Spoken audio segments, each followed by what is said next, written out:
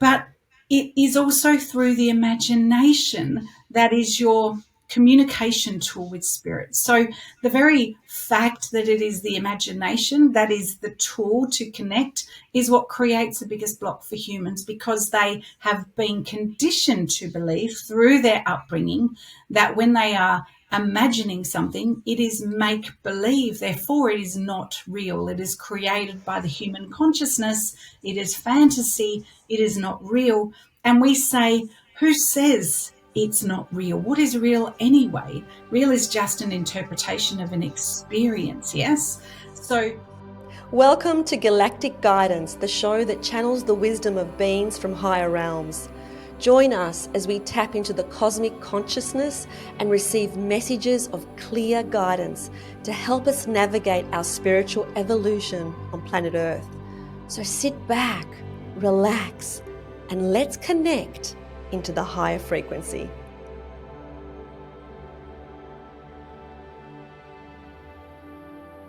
Hello, beautiful people. So excited for you to join us in today's episode where we have our channel, Lisa Brandis, who channels the higher dimensional being, Anya.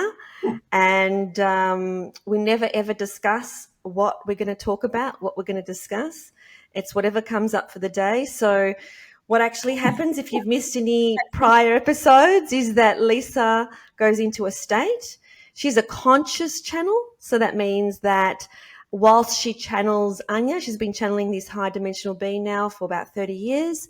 She remains in a conscious state and is therefore listening in on the conversation, but she's bringing in Anya's energy. So whenever you're ready to go into your state, Lisa, and then what happens is afterwards we discuss the themes that have come up for us. So whenever you're ready to...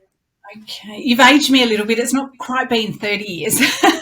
It's been 20 years with Reiki, just to confirm. 20 years. After I said it, I realised, because Marcus, our other channel in this series, he's about 30 years. So, yeah. So it's 20. about 20 years. Yeah. Even though that still sounds like such a long time when I think about it. Half my life I've been experiencing Reiki and working. Incredible. It is. All right, I'll bring Anya through. Whenever you're ready, take your time.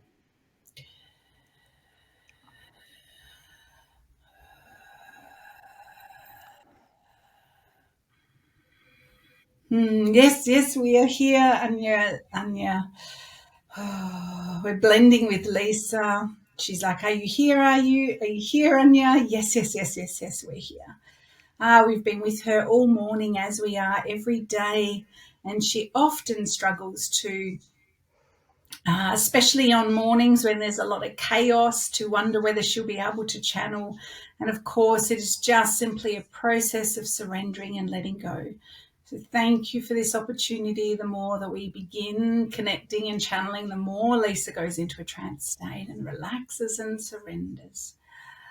Thank you for coming in, Anya. We so appreciate you coming in and discussing with us some big issues, some smaller issues, but all from a higher perspective. And before we begin, I was wondering, is there anything in particular that you would like to raise with the collective? Yes, there is so much. We wish to talk about connecting to your inner guidance, and one of the easiest ways, we were giving Lisa insight and understanding to surrender and to break up days into segments. So there is a surrender process needed. We recall that it is not an experience that's done once. You'll hear many spiritual teachers speak of surrender. Surrendering is just an allowing, really. It's another word for breathing into the moment. As human beings, there is always so much going on. And the trusting experience of connecting with guidance is something that the humans feel or struggle with that feeling of trusting that when they ask, the spiritual wisdom and answer will come through. And it is when you can be in a state of allowing that you will shift frequency, shift vibration, and therefore we can communicate with you. Quite often it is through insights and thoughts and telepathic communications or ideas that stream in through the same consciousness that you operate in your day-to-day experience. So it can feel very subtle as people begin to open to channeling in the beginning. And we did want to speak about the difference between trance channeling, conscious channeling, and unconscious channeling. So there is a trance component, which we know you are well aware of when you do hypnotherapy. It is a trance state that Lisa has entered into now to allow us to come through, and you'll feel that as we've been building energy, she's surrendering more and more. So it is a surrendering process as she moves aside and allows us to come forth. There are so many ways in which we can communicate with you. It is through visual images. It is through ideas that just pop into your consciousness. It is through telepathic communication. It is through the heart awakening and just that feeling of love and appreciation for the person or the people that you are connected with at the time. So we hope that has given you some insights as to how and what channeling experience is and the multi-dimensional facets of this kind of experience that humans can have with benevolent beings. Beautiful. So you're talking about, connecting in and trusting and allowing and surrendering. There's a couple of people who on my other podcast have written in and said they've been asking for years and years and years to connect to their family of light, and they still haven't connected in. Now, I'm thinking maybe they have connected in, but they just don't know they've connected in. But why is it that some people receive very definitive signs like Lisa has in terms of her family of light, and other people, like you said, it's so subtle that they can't tell the difference whether it's their own thoughts or whether it's their family of light? Why the differentiation in the way that we receive information from our family of light?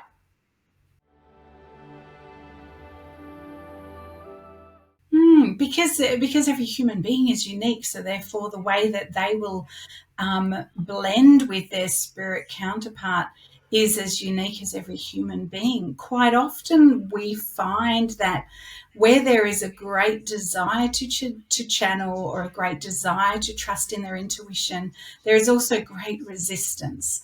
And when we are used to operating, we find that people that are very logical and analytical in their mindset, that have spent a lot of time learning with a strong leaning towards that rational mindset, they find it a little bit harder because they're looking for evidence before they then will trust. So it's almost like, prove it to me and then I'll go on the journey. But the interesting thing with everybody has a pineal gland, therefore everybody has an ability within the physical system to calibrate light. It is through the pineal gland that the connection between us and you takes place, or us and them takes place. So therefore, if you are a human being, you have the capacity to calibrate to light. Every cell of the body calibrates light, and they are now scientifically discovering ways to measure and see the way that light blends through the cell of the body.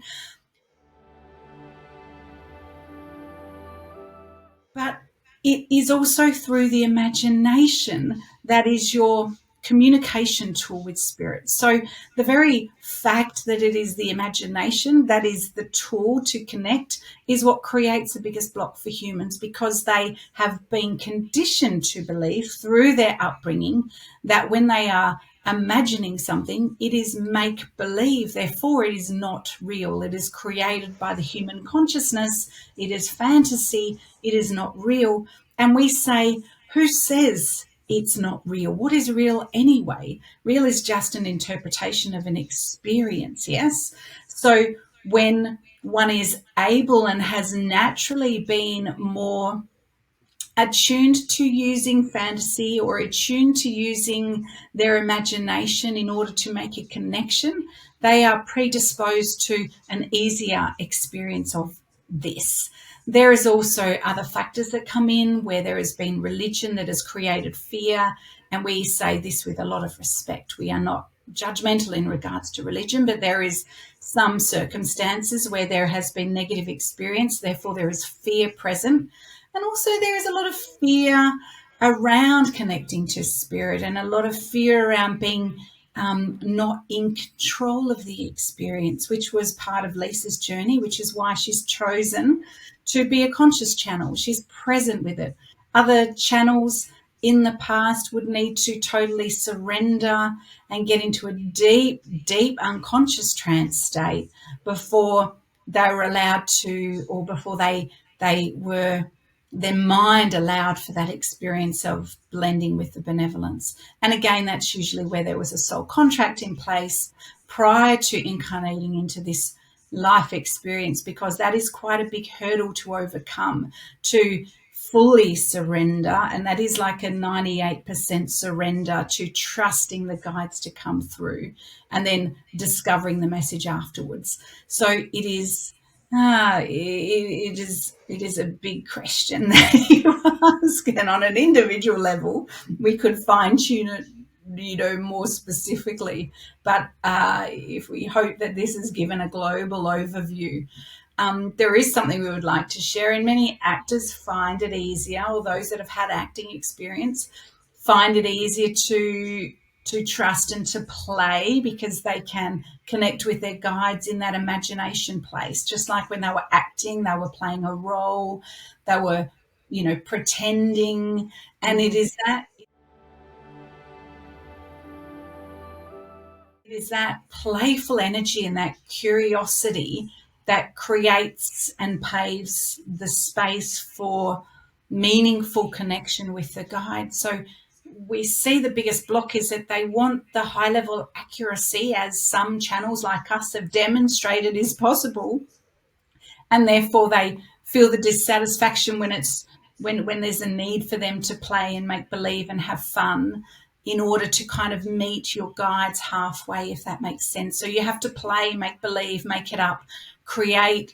It's almost like create a landscape where you're, as a human, is putting imagery. And if we get you to imagine a canvas and you're painting a picture of fantasy, from that energy that builds in the intuition and in the imagination, there we can join with you. So it is quite difficult for light workers, light beings, our side consciousness, spirit consciousness, to lower our frequency to make an accurate blend with the human. You're on a different dimension, different frequency. And so there is a combination of the human being raising their vibration to calibrate with ours, and us lowering our frequency and changing out of our dimension into this dimension. So it is quite the process to experience unfold. Yes, so it is a long process. And for some people, depending on the individual, is what you're saying, the connection takes many, many different forms. But what you're also suggesting is that we let go of the intensity and have a bit of fun and play and use that childlike imagination. And because just by doing that, by using that childlike imagination, that increases our frequency, and Absolutely. therefore we are more likely to get our questions answered. And so, but the thing is, though, this is what I'm finding lately. I'm finding that what is there to ask? Because every single moment is different. And if we're truly surrendered to the moment, then what is there to ask?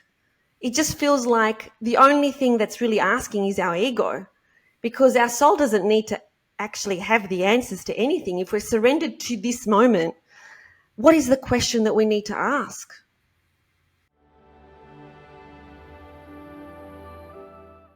How do I experience more love in this moment?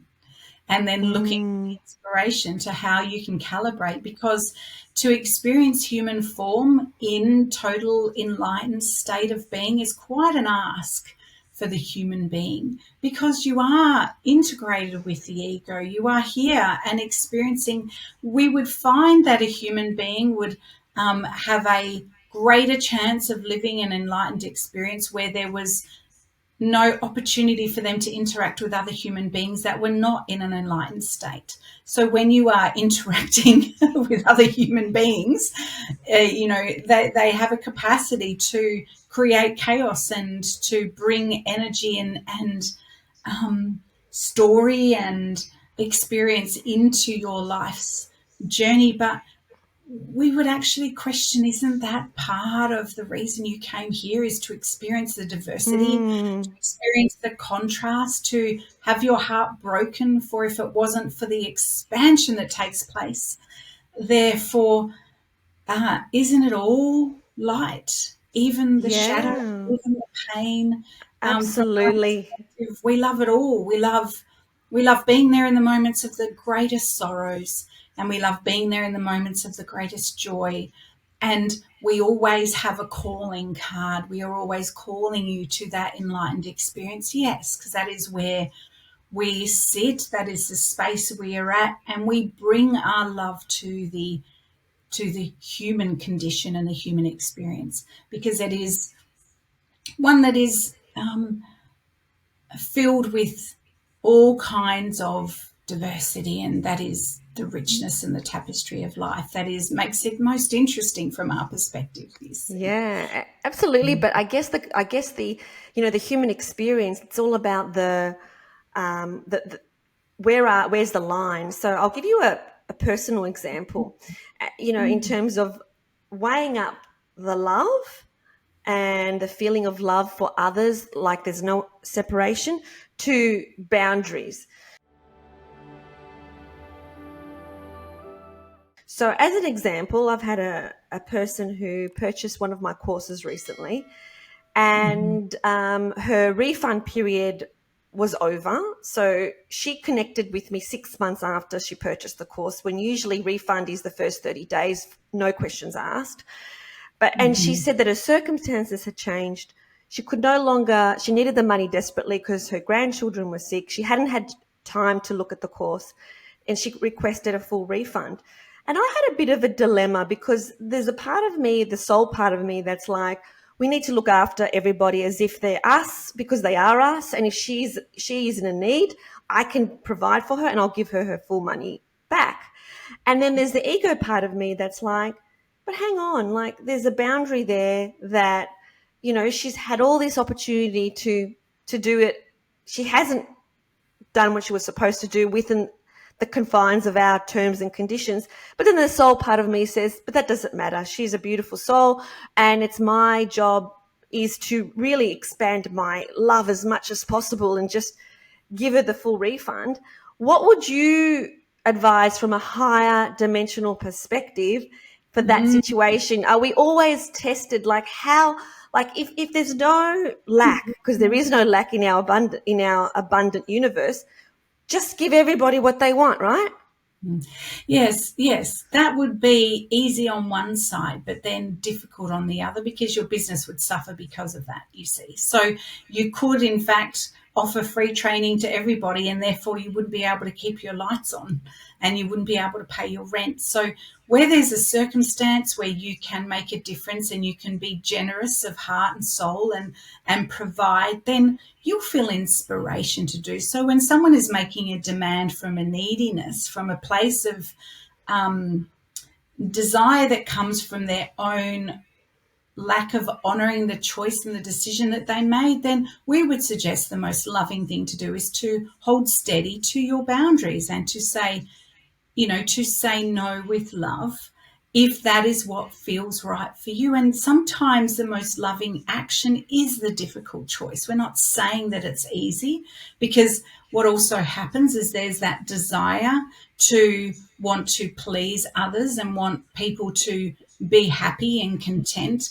But we've also seen this experience with Lisa in her business multiple times. There is an energy where people think heart-based businesses are compassionate. Therefore, they push a little bit more than they would in the corporate world. They expect more from our heart-based healers than they would in the corporate world. And we encourage you to yes, act with kindness, and yes, convey your decision with love, But sometimes the most loving choice is also loving and honoring yourself and your business and the business's needs to have abundance in order to take care of your staff and in order to put food on your table. There is a experience that one of Lisa's teachers gave her very early on, and there is always a desire when someone gives you a heartfelt story of difficulty to want to give them a discount or to lower your price because of their needs or their neediness. And we say that with love and respect, but there can be manipulation with people's problems and pain.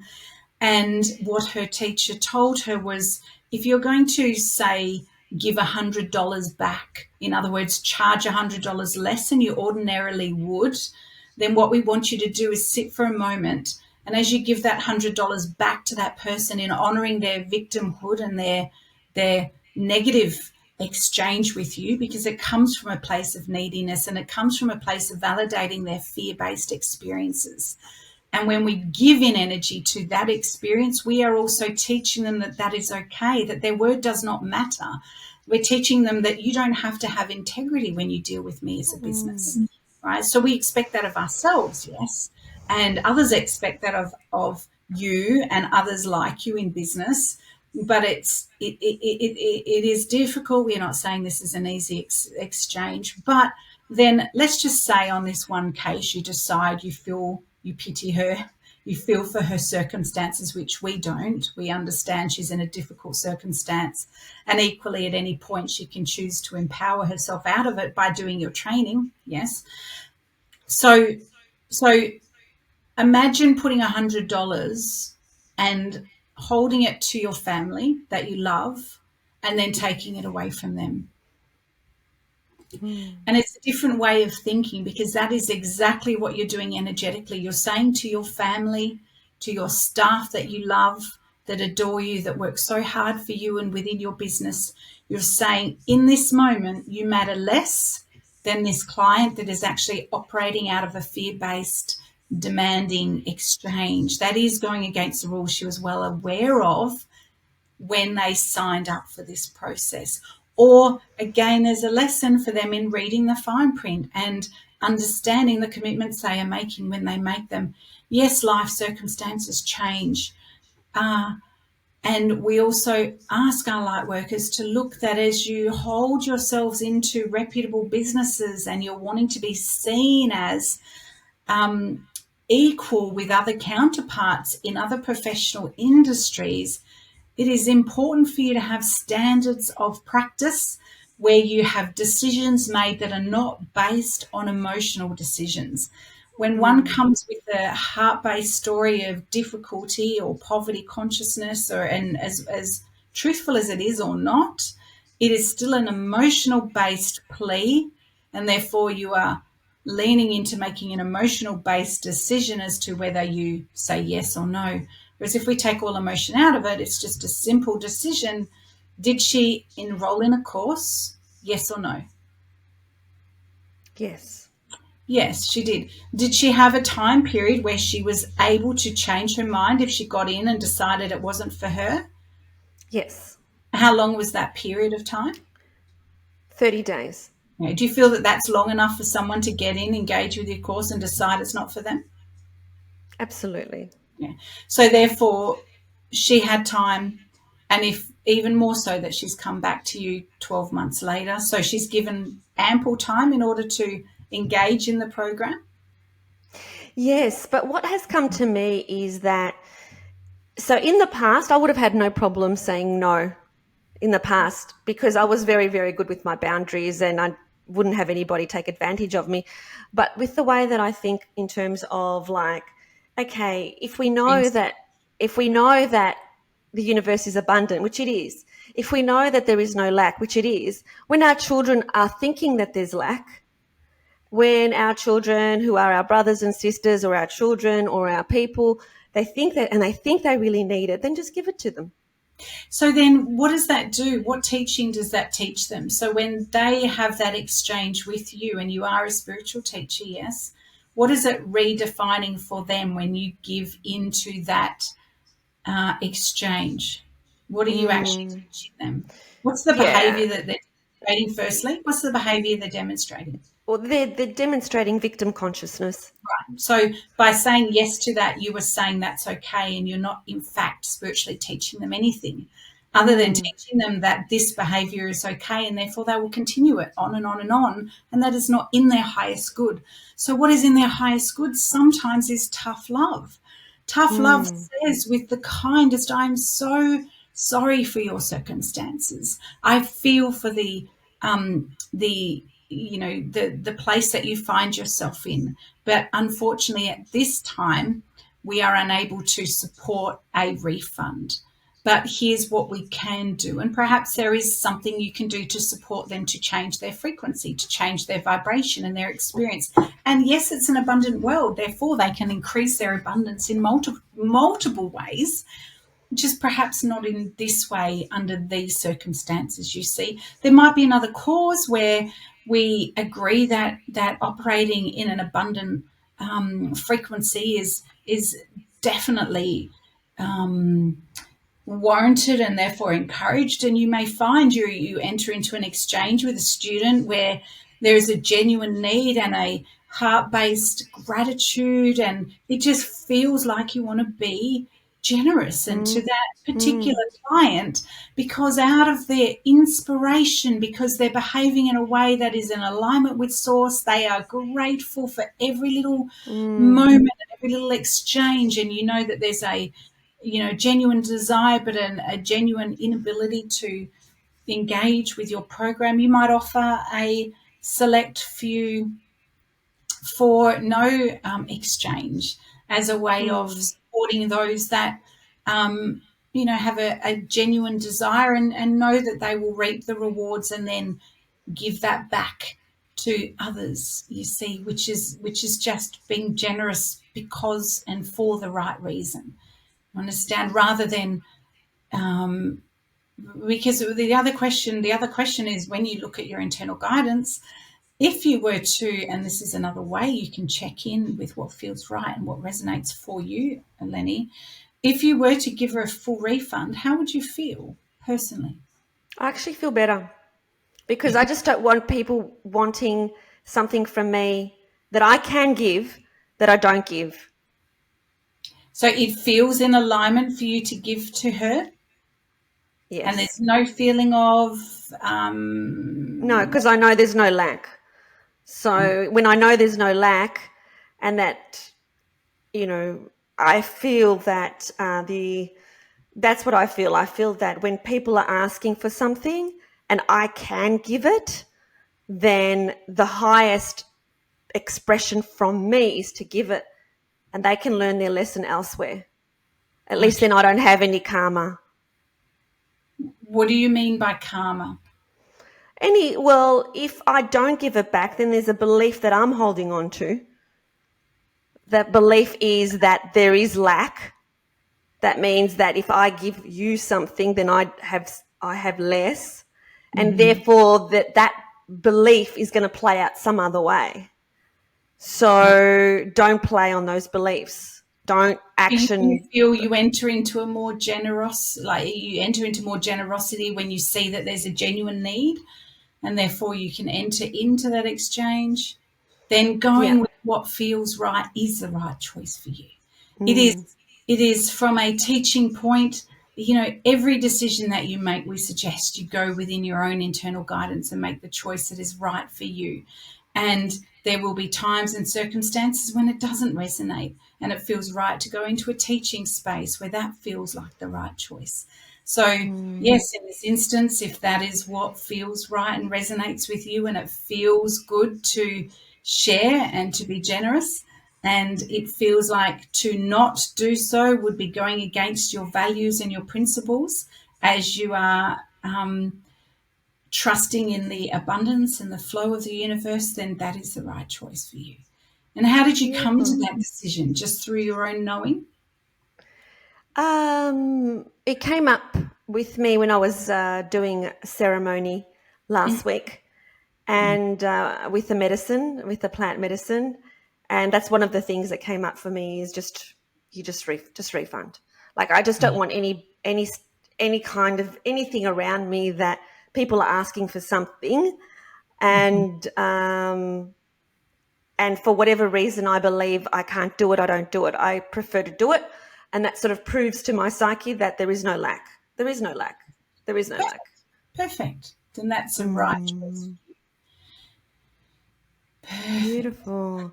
Yeah, but that was really good conversation because it was all about boundaries and really like there's no black and white. There's both sides. There is no right or wrong. Whether I chose to give her the refund or not, both decisions would have been correct.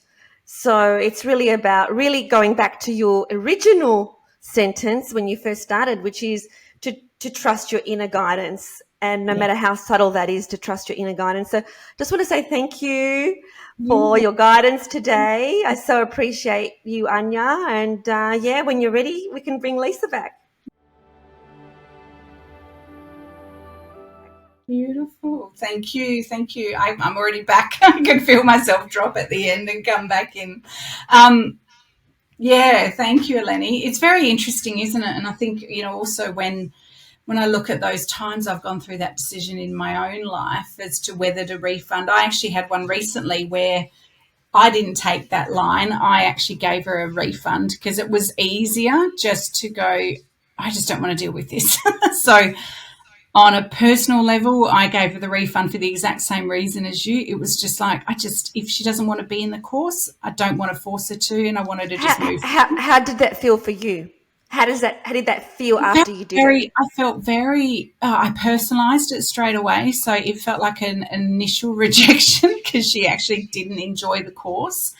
But what was interesting is that she'd actually completed 98% of it. So part of me felt frustrated that, well, why did you continue and do the whole course and then ask for a refund saying it was not what you expected nor wanted? Same. Mine did. Mine said that she didn't, but I found out it was 89% complete.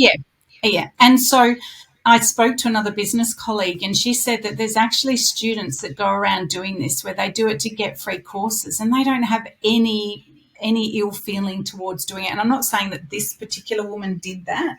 She may be watching this, but it happens. One of my business colleagues said that there's TikToks out there saying how to get a free trip to Bali, and it's basically go over, pay for a room, and then ask for a refund and complain about the room, and then they give you a refund and you go to the next place. And I'm just thinking, I said to this friend of mine, where is their conscious?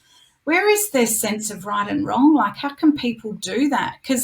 And I don't know, Eleni, I think this is why we need more light workers and we need more boundaries to say, what are you thinking? Because maybe they just don't even contemplate what that does to the business owner. Or for me, on a personal level, I put my heart and soul into these programs and course. Exactly. And, it's our heart's work. It's our calling. I work so hard for what I charge, which is nominal compared to what I put in there. And the other thing is that I will end up being out of pocket because I have paid staff to answer her queries, and so she's actually cost me money. Same. But, and I have known that in the past when I've given refunds, and I've seen people do it where they've got a refund from my course and with the money they've bought another course. They do that. And I've seen also where they give you the sob story and then you believe them, and then later you hear they've gone and did the exact same course with another person. I know. But the way that I see it is my conscience clear? Is my conscience clear? For me, it was I didn't want that vibration in my course because you know what happened on the exact same, because this is the online Reiki training, which is a new frontier. I'm always on the leading edge. So we're still fine-tuning teaching online. And I mean, I've been doing it for 2 years now. So it's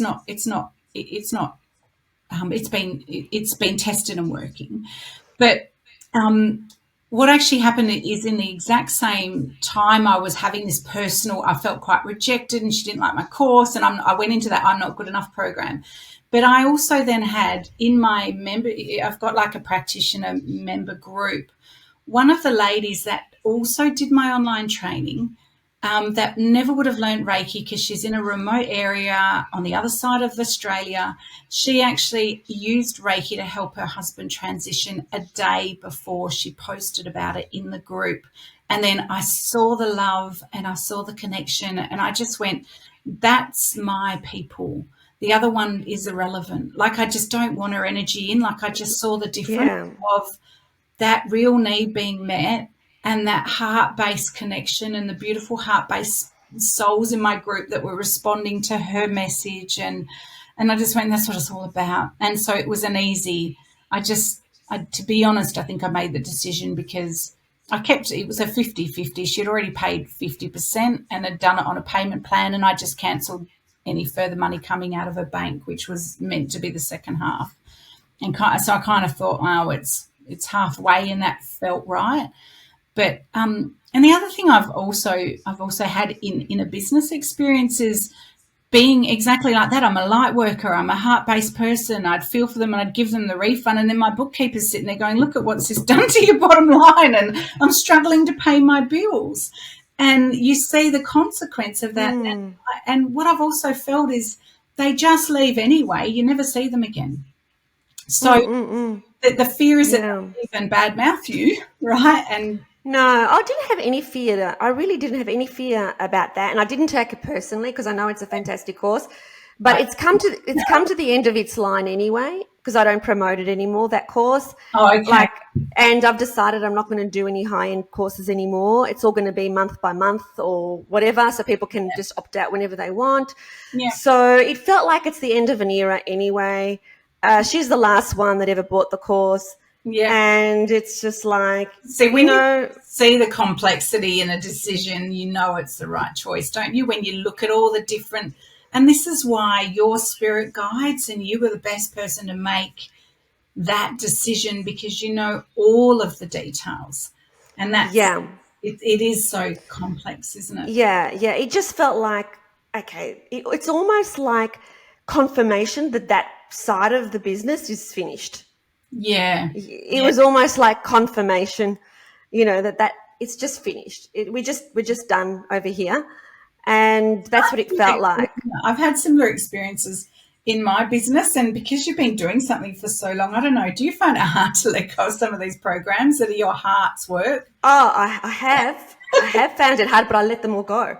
So I found it very difficult to let them go, like very, very difficult. It was a transition. It was, started with, I was doing live retreats and then it was just online and then it was just, everything was online. And then, I'm still having this sales funnel that's going there and then I stopped the sales funnel completely. So, it's really hard when you've put your heart and soul into a fantastic course that's making such a huge impact in the world, but your heart and soul is not there anymore. It's somewhere else. To say, no, that's the past now, and it's okay. It's okay. And sometimes these, what we would call negative experiences or challenging experiences, are also indications that it is time to let something go. I had a similar experience where, usually I would have an 80% conversion into an in-person and no one booked in. And this has never happened in 15 years of business where they're not, and they all had valid reasons. The dates didn't work for whatever reason, but even that wasn't common.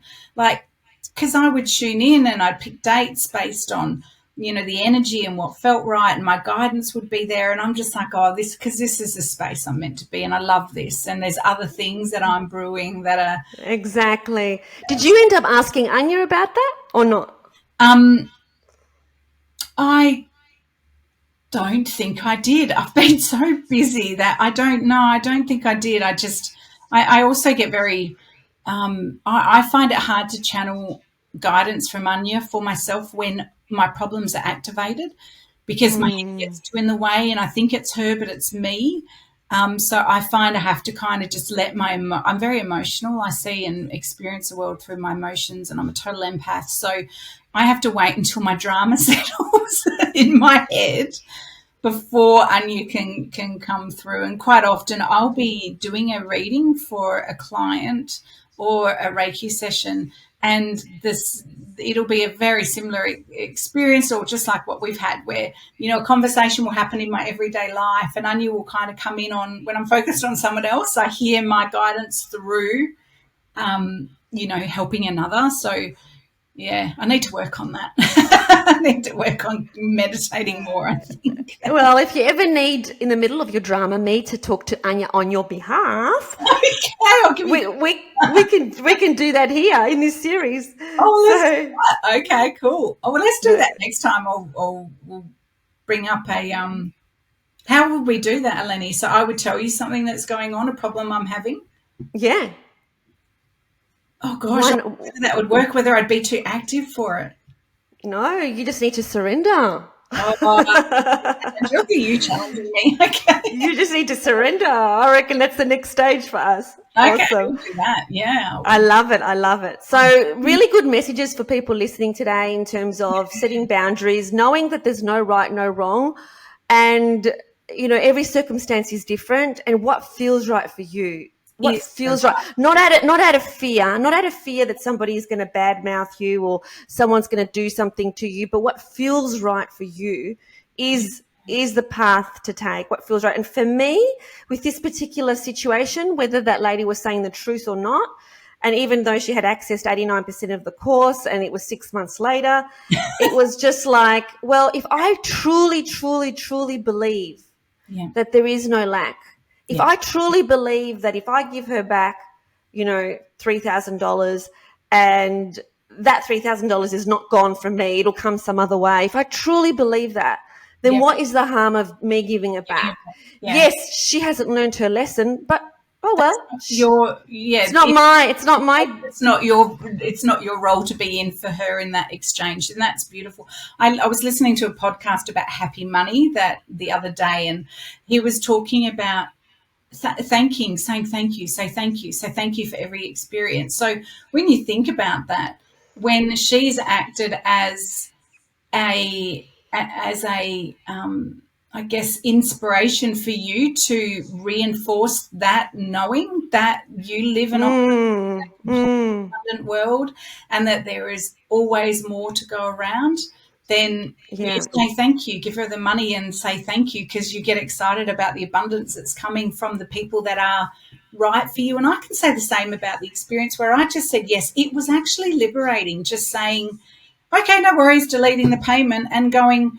And Gerald, my husband, helped me write the email because I do get too personal. I apologize or make excuses. And then he just wrote, okay. And it was like a 3-second or a 3-sentence email and it was done. So, I love what you just said about saying thank you. It reminds me of, because I did ayahuasca last week with a friend, and every time she purged, and she was purging a lot, she purged like 90% of her body weight. Oh no!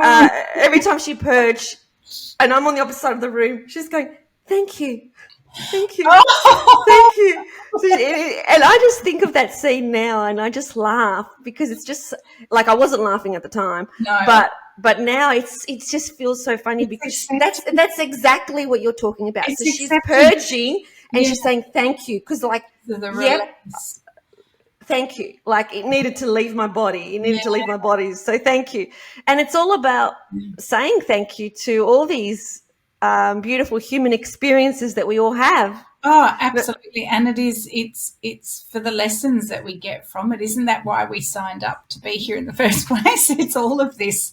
I remember a moment when I was going through grief and I was sobbing my heart out, and there was 2 experiences that happened. One, so I'm howling on the edge of the bed. My poor husband's sitting next to me. I was just having one of those just total burnout meltdowns, and he's sitting there just kind of with his hand on my back, not knowing what to do or what to say.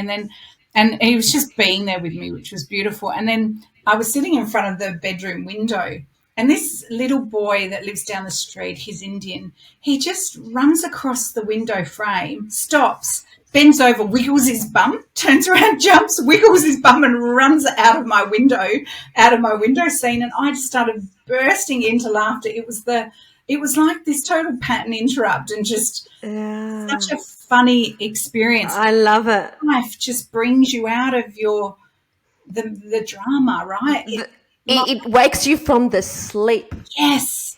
That's what happened to you. You just were asleep, and then all of a sudden you see, and it's like we're all asleep in the story. Yeah. Until we wake up. Right outside, funny things happening, like go outside, stop crying, go outside and just get back in touch with nature. I think it's the quickest, easiest way to calibrate to the beauty that's all around us all the time. All around us all the time. Thank you so much, Lisa Branders, for channeling and Anya. It's been wonderful once again. So thank you so much. Until next time. Thank you. See ya. Bye. Thank you for tuning in to Galactic Guidance. We hope that the messages that you receive from the higher realms have brought you clarity, insight, and comfort. Please like this video and subscribe to this channel. Remember to stay connected to your own inner guidance and trust the journey ahead.